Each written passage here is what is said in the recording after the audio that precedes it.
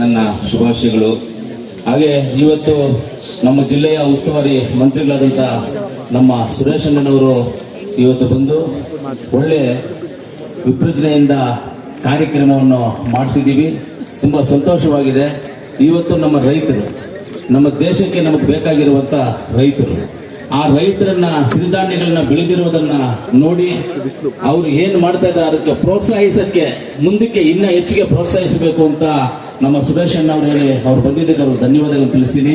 ಹಾಗೆ ನಮ್ಮ ಹುಡುಗೂರು ನಾಗರಾಜನವರು, ಹಾಗೆ ನಮ್ಮ ಸುರೇಶ್ ಅಣ್ಣ ಅವರು ಬ್ರದರ್ ಎಲ್ಲರೂ ಬಂದಿದ್ದಾರೆ. ಎಲ್ಲರಿಗೂ ನಾನು ಧನ್ಯವಾದಗಳು ತಿಳಿಸ್ತೀನಿ. ನಮ್ಮ ಅಧಿಕಾರಿ ವರ್ಗದವ್ರಿಗೆಲ್ಲರಿಗೂ ಧನ್ಯವಾದಗಳನ್ನು ತಿಳಿಸ್ತೀನಿ. ಸಿಂಪಲ್ ಆಗಿ ಹೇಳ್ತೀನಿ, ಜಾಸ್ತಿ ಮಾತಾಡೋದು ಬೇಡ.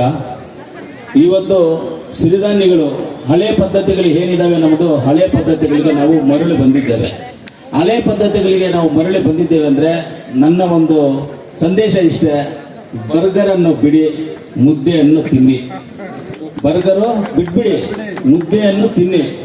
KFC ಬಿಡಿ, ನುಗ್ಗೆಕಾಯಿ ತಿನ್ನಿ. ಆಯ್ತಾ? ಕೋಕಾ-ಕೋಲಾ ಬಿಡಿ, ಎಳ್ನೀರು ಕುಡಿ. ಅದೇ, ಕೋಕಾ-ಕೋಲಾ ಬಿಡಿ, ಎಳ್ನೀರು ಕುಡೀರಿ. ಪೆಪ್ಸಿ ಬಿಡಿ, ಮಜ್ಜಿಗೆ ಕುಡೀರಿ. ನಮ್ಮ ಮಜ್ಜಿಗೆ, ಪೆಪ್ಸಿ ಕುಡಿಬೇಕು, ಮಜ್ಜಿಗೆ ಕುಡಿಬೇಕು. ಮಜ್ಜಿಗೆ ಕುಡಿದ್ರೆ ಕಿಡ್ನಿಗೆಲ್ಲ ಎಷ್ಟು ಒಳ್ಳೇದು ಗೊತ್ತಾ? ಇವಾಗ ಕಿಡ್ನಿ ಫೈಲರ್ಸ್ ಆಗಿರೋ ತುಂಬಾ ಜನ ಇದೆ, ಅವರೆಲ್ಲ ಮಜ್ಜಿಗೆ ಕುಡಿದ್ರೆ ತುಂಬಾ ಒಳ್ಳೇದು ಅವ್ರಿಗೆಲ್ಲ. ಆಮೇಲೆ ಪಿಜ್ಜಾ ಬಿಟ್ಬಿಡಿ, ಕೆಂಪಕ್ಕಿ ಗೊತ್ತಲ್ಲ, ಕೆಂಪಕ್ಕಿ ಏನಂತ ಬೈರೋಡಿ, ಕೆಂಪಕ್ಕಿ ತಿನ್ಬೇಕು. ಕೆಂಪಕ್ಕಿ ತಿಂದ್ರೆ ಅದ್ರ ಶಕ್ತಿ ಅದು ಇದು ಬೇರೆ. ಇದನ್ನ ತಿನ್ಕೊಂಡು ಹೋದ್ರೆ ನಮ್ಮ ರೈತರನ್ನ ನಾವು ಕಾಪಾಡ್ಕೊಳ್ಳೋಕ್ಕಾಗುತ್ತೆ. ಇವತ್ತು ನಮ್ಮ ದೇಶದಲ್ಲಿ ನಮಗೆ ಬೇಕಾಗಿರುವಂಥದ್ದು 4 ವಿಚಾರಗಳು. ಒಂದು ವಿದ್ಯಾಭ್ಯಾಸ, 2ನೇದು ರೈತರು, 3ನೇದು ಆರೋಗ್ಯ, 4ನೇದು ಎಂಪ್ಲಾಯ್ಮೆಂಟ್. ಈ 4 ಕರೆಕ್ಟ್ ಆಗಿದ್ರೆ ಯಾರ ಮನೆ ಬಾಗಿಲಿಗೂ ಯಾರು ಹೋಗುವಂತ ಅವಶ್ಯಕತೆನೇ ಯಾರಿಗೂ ಇರೋದೇ ಇಲ್ಲ. ಎಲ್ಲ ಅವರ ವೃತ್ತಿಯಲ್ಲಿ ಅವರು ಬೇಕು. ಆದ್ರೆ ಒಂದನ್ನು ಮಾತ್ರ ಹೇಳ್ತೀನಿ, IAS ಆಫೀಸರ್ ಮಗ IAS ಆಫೀಸರ್ ಆಗ್ಬೇಕು ಅಂತಾನೆ, ಒಂದು ಬಿಸ್ನೆಸ್ ಮ್ಯಾನ್ ಮಗ ಬಿಸ್ನೆಸ್ ಮ್ಯಾನ್ ಆಗ್ಬೇಕು ಅಂತಾನೆ, ಒಂದು ಇಂಡಸ್ಟ್ರೀಸ್ ಅವರು ಒಂದು ಇಂಡಸ್ಟ್ರೀಸ್ ಆಗ್ಬೇಕಾದ್ರೆ. ಆದ್ರೆ ಒಂದು ರೈತರ ಮಗ ರೈತರಾಗೋದಕ್ಕೆ ಇವತ್ತು ಇಷ್ಟ ಪಡ್ತಾ ಇಲ್ಲ.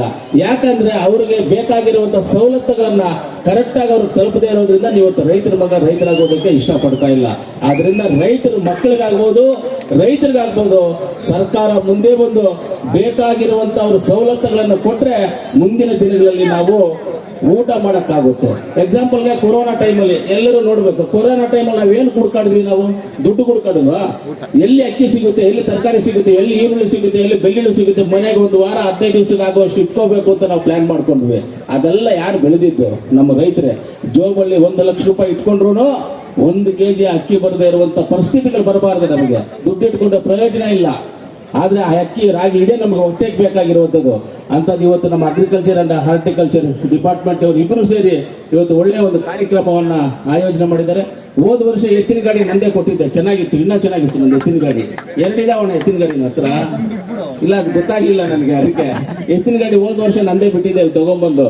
ಎತ್ತಿನ ಗಾಡಿ ನಂದೇ ಕೊಟ್ಟಿದ್ದೆ. ನನ್ನ ಹತ್ರ ಎಲ್ಲ ಇದಾವೆ, ಎತ್ತಿನ ಗಾಡಿ, ಎತ್ತುಗಳು, ಹಸುಗಳು ಎಲ್ಲ ಇಟ್ಕೊಂಡಿದೀವಿ ಇವತ್ತು.